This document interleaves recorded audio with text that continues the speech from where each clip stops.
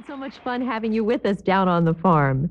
My special guest is from the farm state of Iowa, and he's been a treasured member of the Lawrence Welk musical family since 1951. Please welcome Dick Dale. Hey there, Dick. Hi there. How are you doing? I'm good. It's so good to have you here. It's great to be here. Thank you. Okay, now tell me the truth. Did you ever spend time down on the farm when you were growing up in Iowa?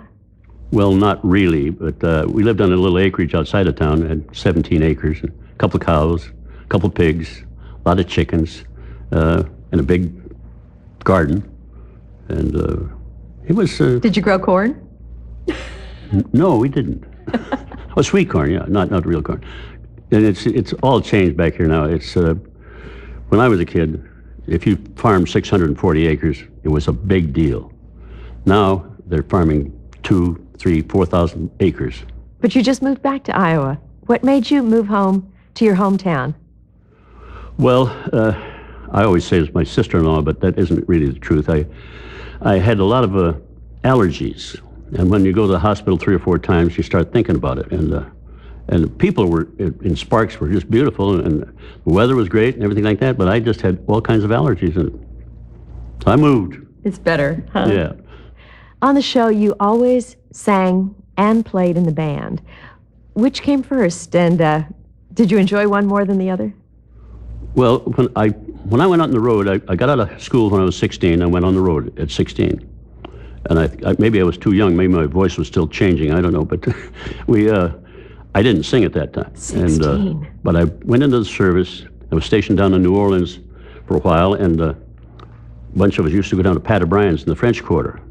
And they had twin pianos, and this gal would play these songs and get people up to sing. So this is a song you won't even remember. It was like a Chicory chick, chala chala, chickalaroni, crazy song. And I'd get up and sing it. So when I got out of the service, I went back to Fairmont, Minnesota, and joined another band. It was just starting. And it was a great band. And so I said, hey, is it all right if I sing one? I said, sure. So I made an arrangement. Mamselle, a small cafe, Mamselle, And that was my start of my singing career, I guess. I don't...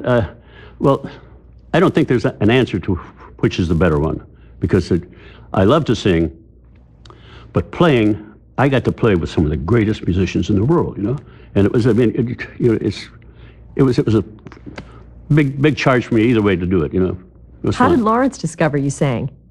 Well, I was working in Minnesota, and we had the night off, and he was playing at the ballroom, so we went to the ballroom, and the trumpet man I worked with, he went up to Lawrence and says, hey, you got a guy out here who can sing. You ought to hear him.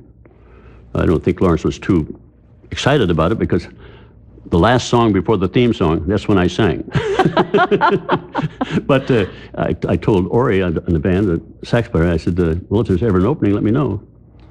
And from that time, I changed bands. I went to New Ulm, Minnesota, which was Six Fat Dutchman polka band.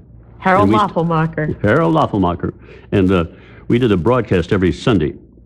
I got through with the broadcast, and I was walking out of the studio, and the guy said, hey, Dick, you got a call here. And I go, hello? And he said, hello, this is Lawrence Welk.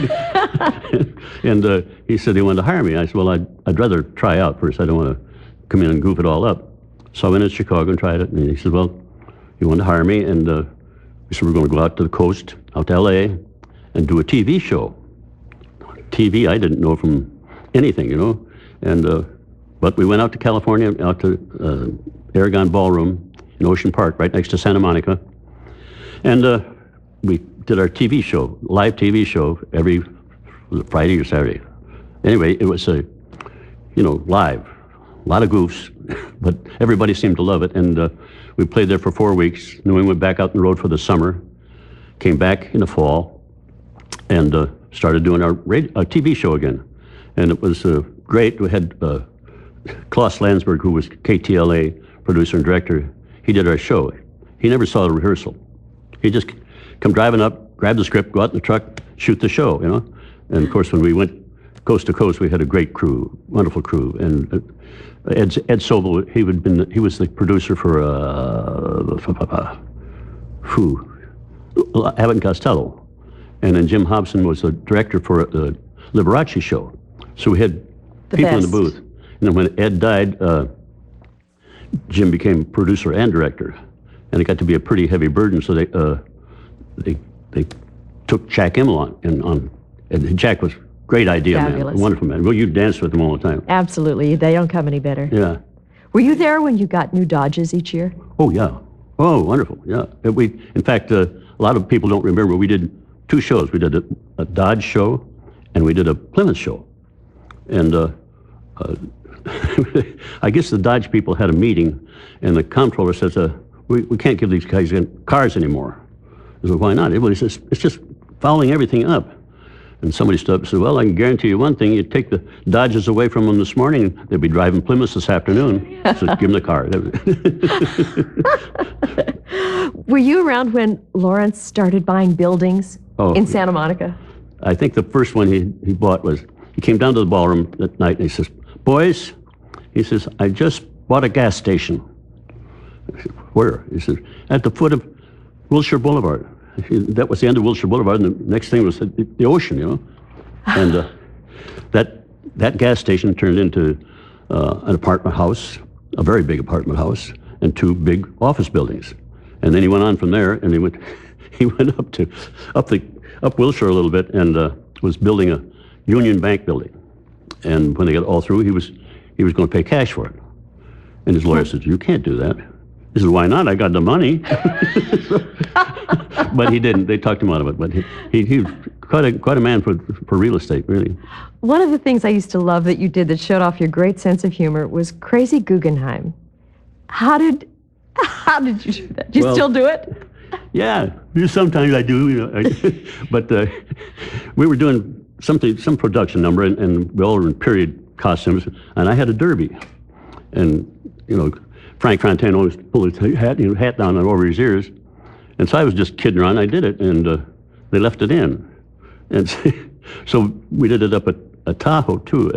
That was a wonderful job. We had worked up at Tahoe for Lake Tahoe at Bill Harris Casino for 19 years. 3 weeks every year. 3 weeks, 2 shows a day.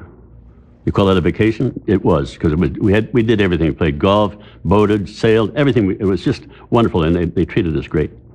But the Crazy Guggenheim thing was, that was on the show up at Tahoe too, because I was doing the Crazy Guggenheim, and I was doing Dean Martin. And Lawrence was back changing clothes for his little bit coming up, so he never saw what I did, which is probably good, because I ad-libbed a little bit. But Bill Hare liked it. And he told me so. So I mean, that was all right. But Guggenheim was I met him in Phoenix one time, and he was a wonderful man. You have a wonderful family. We've watched your kids grow up on the Christmas shows over the years. Tell us about them. Give us an update. Well, Rick and Lisa live in Dayton, and they have Ryan and Rachel, their children. And then Dee Dee has just moved to Montana with Tony, her husband. And Dan is living in Scottsdale, and David is working in the film industry, but he works out of Phoenix. And David has 2 children, Ava and Sasha. I'm too old for this. But they're all, kids are all beautiful, of course, very smart. And you have a wonderful wife. Yeah, Margarita. She's just How many years have you been married? It'll be 57 years, I think. She'll tell you. Yeah, I'm sure she will remind me somewhere along the way. What are you doing these days? What are you doing now? Well, I've not been working much. We moved into a house in Algona, Iowa, and we had to remodel. I bet you're a celebrity back home. Oh, heavens, yes. I mean, I would say all the people in Iowa must watch the show, because I go downtown. I can't do anything wrong because I'm going to hear about it. Everybody, I mean, even the box boy at the grocery store says, "Hi, Dick," you know, and it's wonderful. And we did a thing at Fort Dodge, Iowa. It was for a Dodge dealer, and well, actually, this band had a free dance. You know, dance and stay healthy. Well, they expected about 200 people, and about 800 showed up. It was just wild. I mean, Fabulous. It's great. You know, it's nice to be a celebrity. Well, you'll always be a celebrity with us. Thank you. I'm so glad you were here. Thank you Appreciate for it. Thank sharing you. your life with us. Thank you.